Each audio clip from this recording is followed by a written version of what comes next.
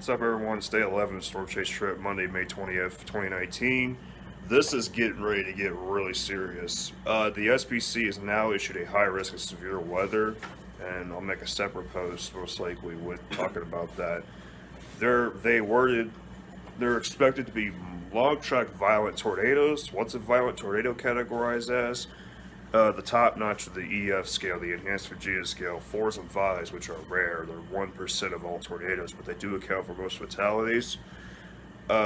Extremely wide swath of damaging winds and very large hail. Hail could be very big today, too. This could turn out to be a day that people will not forget. Actually, the high risk is actually closer to us now, so we may have to change some plans. Our original target location was Snyder, Texas, from what Chris and Ben pointed out that they were trying to go for, and that actually got put into high risk. So, then plans may have just changed just a little bit. So, yeah, to say I'm nervous would be an understatement.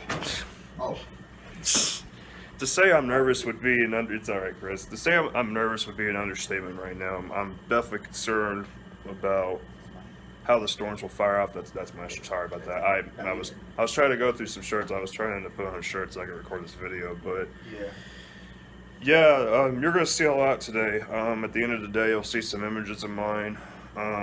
There's a good chance we may see a big tornado. I don't know. I hope no one gets killed today. This is one of those situations where fatalities are likely to happen if people don't pay attention to the situation. So I'm hoping that everyone gets through this. Here we go. This is the first time that we'll be chasing. I mean, we're not gonna really probably be in the high risk area because it'd be too dangerous, but we'll be close enough to it. So this will be the most dangerous chase by far we've done, and also in my life as well. So I'll catch you guys later. We will stay safe and make sure to follow along for today's chase because things are about to get explosive. So I'll catch you all later.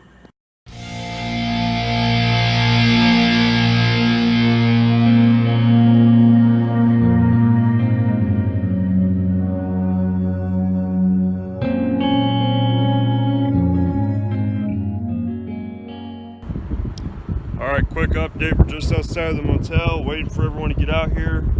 We're headed towards Snyder, Texas. And yeah, PDS tornado watch will be issued in about a couple hours, just under an hour and a half likely. Or I should say maybe more like under an hour because cells may fire off as early as 1 to 2 p.m. So yes, we need to get out of here soon, get positioned because they will be moving kind of fast. We're looking at storm motions mainly northeast, and around, Northeast of 45 to 50. Yeah, 45 to 50 around there, so we're gonna need to get out of here pretty soon. So yep, high risk day. It feels like a tornado day, honestly. Clouds are breaking and the sun's coming out. Still in Lubbock, Texas. Lubbock is in the enhanced. We're going towards the southern tip of the high risk, so we will stay safe and we will be careful. That's the top priority in the situation, is to stay safe and careful. I'm hoping everyone gets through this today. As I was mentioning earlier, we will be out of here soon. I'll give you guys more updates if needed later today. See you guys later.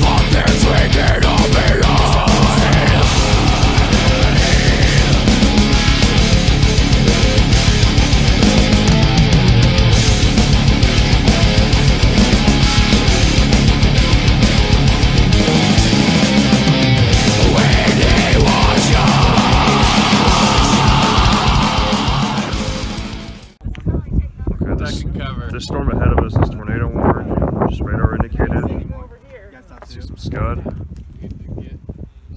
See some rain shaft. We got trees. I'm gonna review a little bit.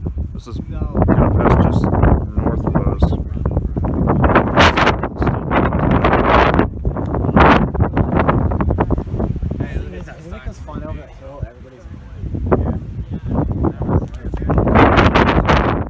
Let me zoom in on this. Yeah, I got some scud, got some rain shaft scurrying. Scud. It's scud. It's just a quick update video, real fast.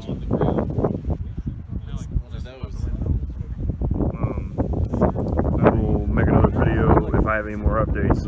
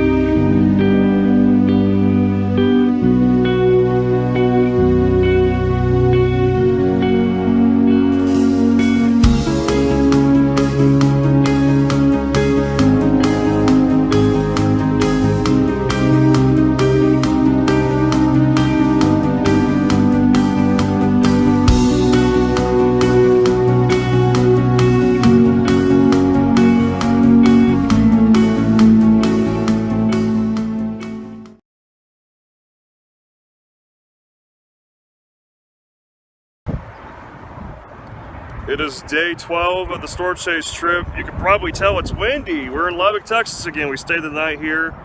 Yesterday was a pretty serious bust for us, but at least we saw a storm. But yeah, it's pretty windy here. I think winds are up to like 25 miles per hour sustained, and it's a little chilly out here. We're gonna go hiking today at Palomero Canyon in southeast of Amarillo.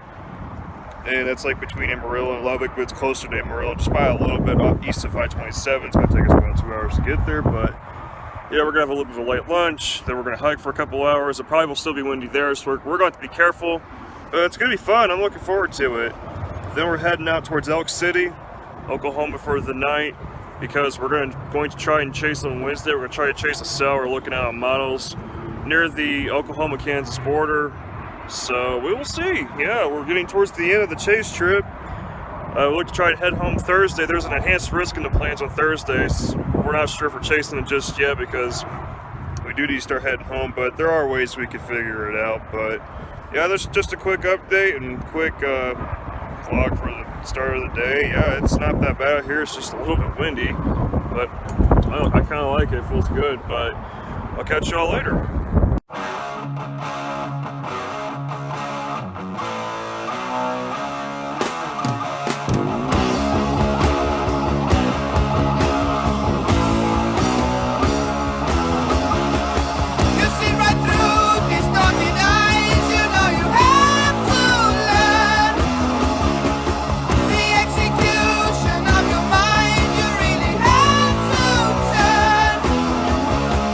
The race is run.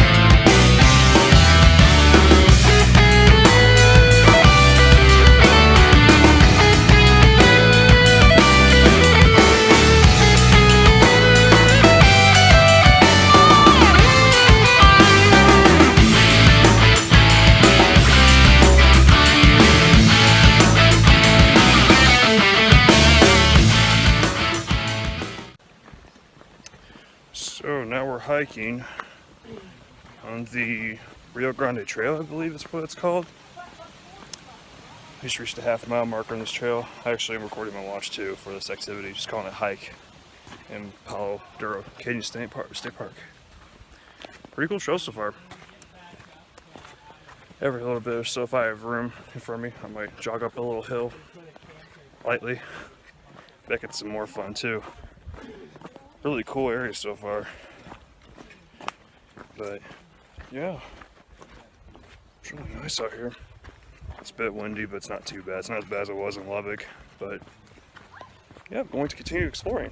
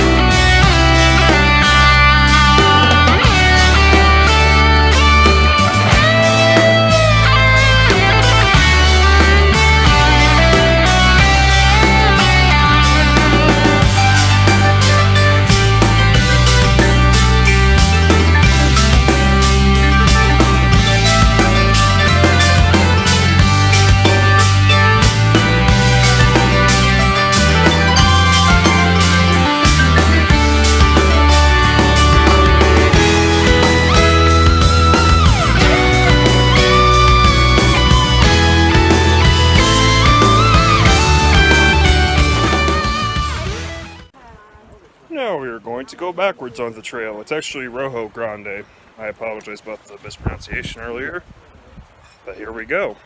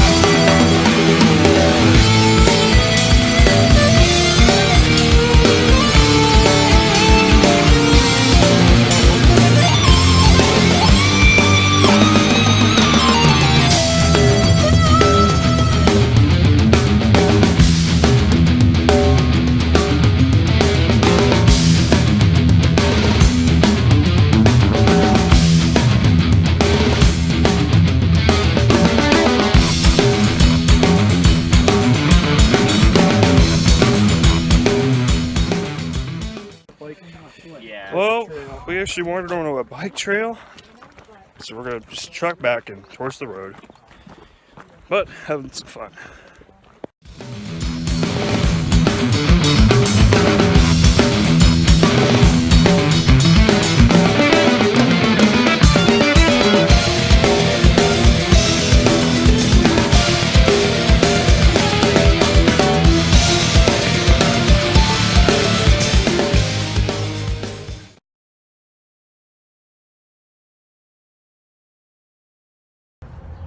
What's up, everyone? It is Wednesday, May 22nd, 2019. We are most likely going to be our last chase of the trip.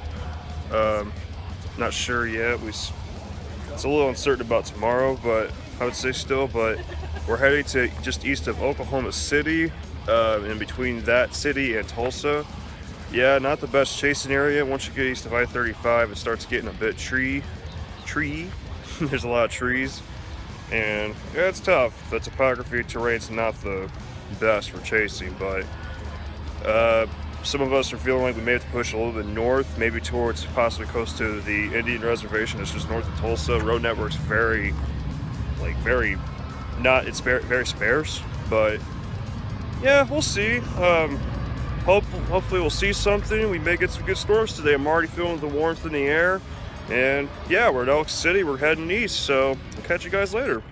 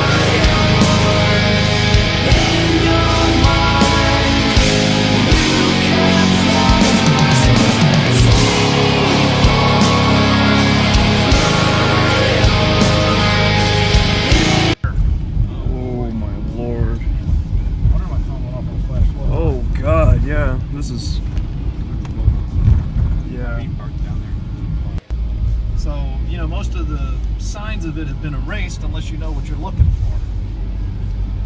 So we're crossing the damaged path here. Most of the signs have been erased, but if you know what you're looking for, you'll notice the trees aren't as tall, the houses and utility poles all look sort of new, and other subtle clues.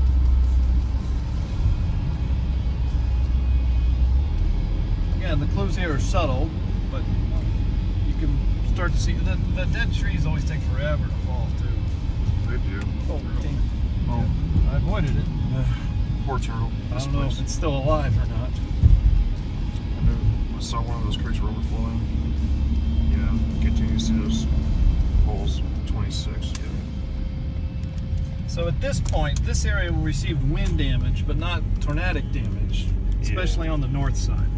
Yeah, or flank of the tornado. So the tornado would have been to our south, and again, you'll notice all the new-looking utility poles. That's your first sign that this area was affected.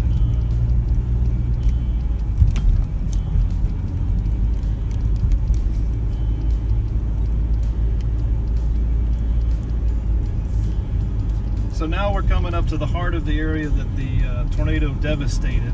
Again, it's 8 years later, and a lot has been rebuilt, but notice the lack of tall trees, and again, the poles were all brand new. We'll stop up ahead. And all the new homes, too. Yeah, exactly. I mean, everything was leveled here. Oh, yeah. It was bad. Yeah, you got a main street. Yeah, I know where I'm going. Cool. Notice on the left, they're still rebuilding. Oh, yeah. So this area, they're still rebuilding.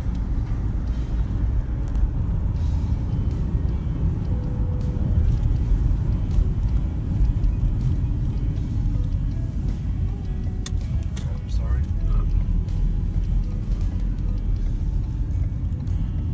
This structure on the left is brand new because it threw me for a loop here. Found.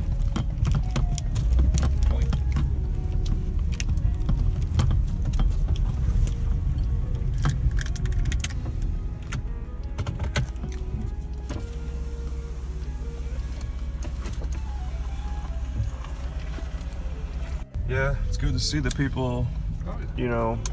Well, the insurance eventually does come through. That's true. But yeah, the hospital was over in that area, but they've finally torn that down as well. Yeah, this is where the Weather Channel people were at, too. Like Mike Bettis, he was over here. And he, like, broke down on live television. Yeah. In fact, we're getting to the point there's not as much to see as there was the first few years. This is really surreal. Now you can get more of a sense of other stuff. I mean, I think the old school was here. Again, you know, with time, these things start getting erased. Mm-hmm.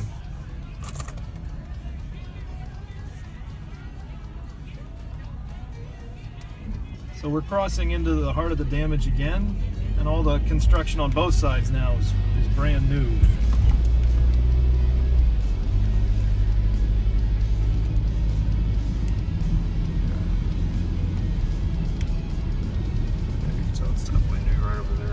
Yeah, I mean, there's no trees. That's the thing that really you notice, the lack of trees.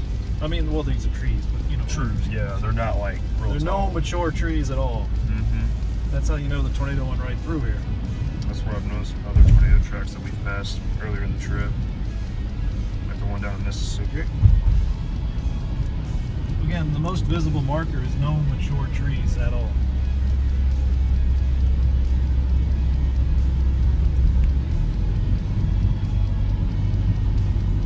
Snap it in half. Yeah. Yep. BO5. And you still see some empty concrete pads. Obviously that substation was built new. Yeah. I couldn't imagine there's a complete war zone out here. Yeah.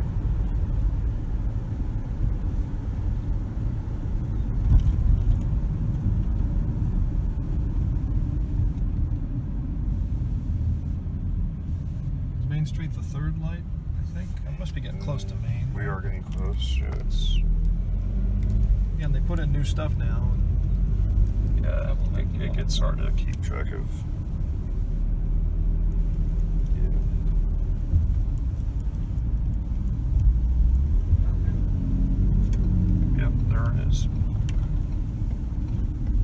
And you can see some of the commercial development is gone as well. Yeah. The other thing you notice is just still all the empty spaces around you. Still a few of them. Yeah, I mean, look at all these empty concrete pads. I mean, obviously this stuff has all been rebuilt. But yeah, whatever was here is, well, it's for sale.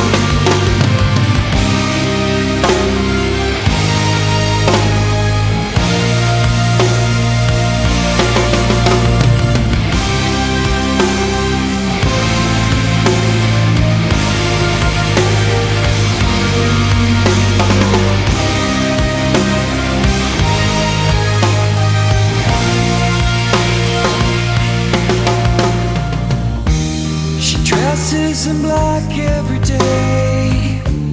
She keeps her hair simple and plain. She never wears makeup, but no one would care if she did anyway. She doesn't recall yesterday. Faces seem twisted and strange, but she always wakes up only to find she'd been miles away.